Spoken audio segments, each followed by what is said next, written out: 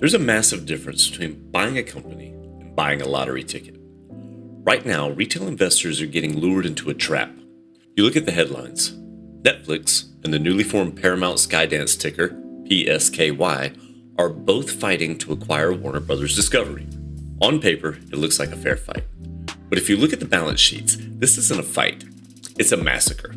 One of these companies is a quality compounder, printing $8 billion in free cash flow. The other is a junk debtor that is losing money and trying to borrow another $50 billion just to stay alive. Today, we're doing a forensic audit on Netflix versus Paramount.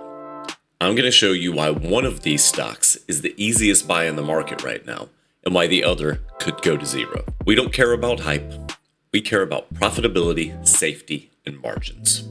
Let's start with the challenger, Paramount Skydance, ticker PSKY, trading at around $12. This is the classic definition of a value trap. Look at the stock chart. It's down 70% in 5 years. And you think it can't get any cheaper? Yes, it can. Look at the profitability. It doesn't exist. In the last 12 months, PSKY reported negative earnings per share of 26 cents. Their return on equity is negative 31%. They aren't growing value. They're burning furniture to keep the house warm. But here's the signal that scares me the most: the leverage. PSKY already has over $15 billion in debt.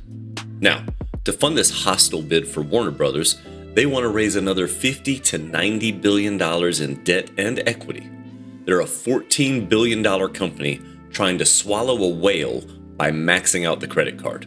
If this deal fails, and the Warner Bros. Discovery Board has already recommended against it, PSKY is left with no growth, high debt, and a dying cable TV business. That's not an investment, that's a gamble. Now, let's look at the adult in the room, Netflix.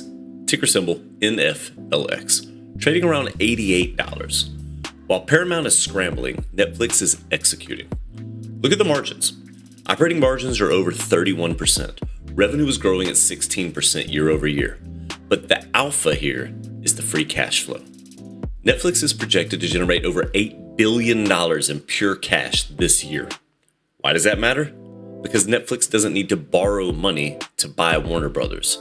Their offer to Warner Brothers Discovery shareholders is mostly stock to stock. That is actually valuable.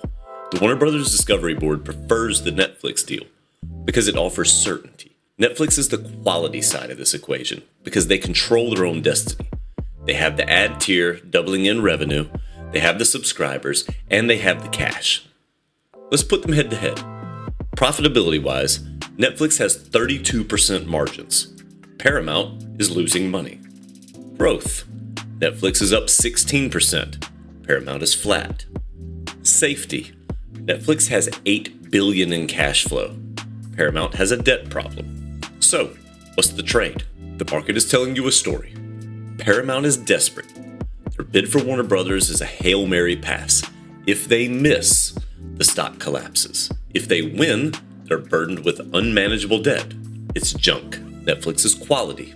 Even if the merger falls through, Netflix wins. They'll simply keep growing the ad business and buying back their own shares. I'm aggressively long Netflix at these levels. I want to own the toll booth. I don't want to own the guy begging for change outside of it. I'm going to stay away from Paramount.